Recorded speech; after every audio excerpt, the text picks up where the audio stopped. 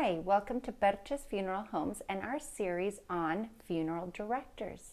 Today I'm super excited to have Linda here with us, and she's brand new, so I'm even more excited because I'm getting to hear it for the first time myself too. Yeah. So as we embark on our series of funeral directors, we want to know a little bit about how you got called to this profession. Interestingly enough, I already had a bachelor's and I was a paralegal and I was in a whole different field.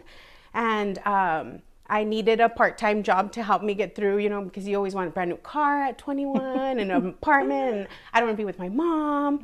And so then I needed a part-time job because I wanted to show my parents that I could do it by myself.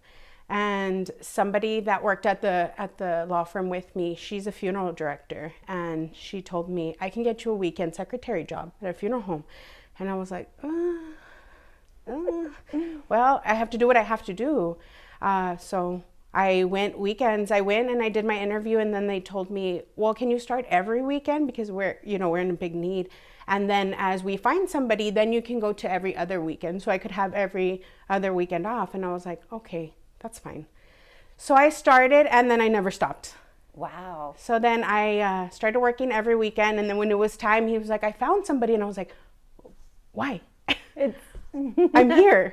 We don't need anybody. And how long ago was that? About 10 years ago. Okay, so you've been in the industry for about 10 years. Yes, then. I'm very new to Perches, but I have been in the industry for a while. Oh, that's wonderful, because I think there's a special calling. Yes, not everybody can do this, and so I think you've got that blessing of being called to it. So welcome to the industry, welcome to Perches, but we really want to know a little bit about you now. Me as a person. You as a person. What goes on behind the scenes? Because Right. I know there's a lot of colorful stories, and I think it's important for us to understand who our funeral directors are.